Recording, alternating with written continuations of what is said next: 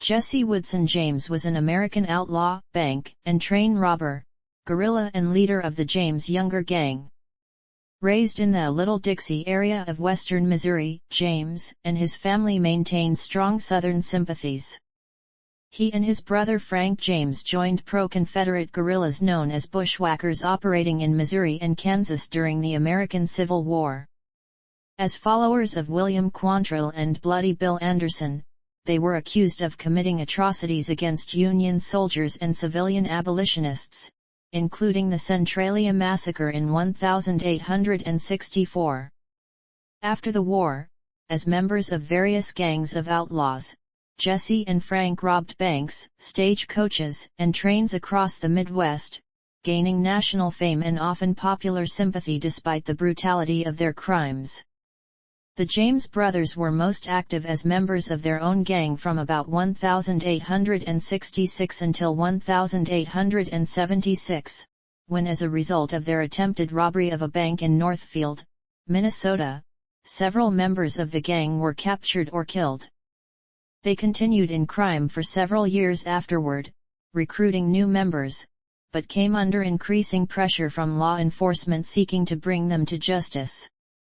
On April 3, 1882, Jesse James was shot and killed by Robert Ford, a new recruit to the gang who hoped to collect a reward on James's head and a promised amnesty for his previous crimes.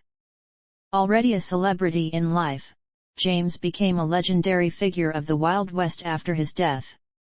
Popular portrayals of James as an embodiment of Robin Hood, robbing from the rich and giving to the poor, are a case of romantic revisionism as there is no evidence his gang shared any loot from their robberies with anyone outside their network. Scholars and historians have characterized James as one of many criminals inspired by the regional insurgencies of ex-Confederates following the Civil War, rather than as a manifestation of alleged economic justice or of frontier lawlessness. James continues to be one of the most famous figures from the era, and his life has been dramatized and memorialized numerous times. Life and career. Powell was born in Gary, Indiana, and raised with his siblings Trina, Tamara and Jacob. The family performed in local talent shows, and in 1993, he attracted the attention of producer Carl Rowland in Kansas City. Following an artist showcase, Lowell Silas signed him to his Silas Records imprint. 3 years later, he completed work on his debut album. His first single All I Need was written by Powell, Sam Salter, and Laney Stewart and was released in March 1996, peaking at number 32 on the Billboard R&B chart. His self-titled album was released on March 12, 1996, opening at number 35 on the Billboard R&B and number 32 on the Billboard Heat Seekers chart. The follow-up single, a remake of the 1976 Enchantment song Gloria, reached number 51 R&B. Powell then began work on his second album, debuting the lead single I Wasn't With It in 1998, which became his first single to chart on the Billboard Hot 100. Bolstered by the success of the single, his second album Bout It was released on September 8, 1998, topping the Heat Seekers chart.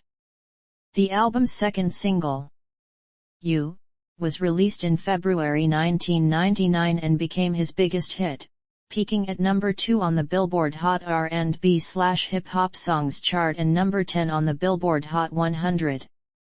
The record was certified gold by the RIAA, peaking at number 15 on R&B and number 63 on the Billboard 200. Following Silas Records' merge into MCA Records, Powell's first release on the label was the single If I in 2000, which peaked at number 58 on the R&B chart. His third studio album JP was released on March 27, 2001, opening at number 18 R&B and number 71 on the Billboard 200. A second single, Something in the Past, followed, in addition to Powell doing some promotion for the release. In 2002, he left the label and signed with Riviera Records. His fourth studio album, Jesse, was released on October 14, 2003 and was supported by the singles By the Way and Touching It Tonight. Death. Powell died in his Los Angeles home on September 13, 2022, one day after his 51st birthday. Discography.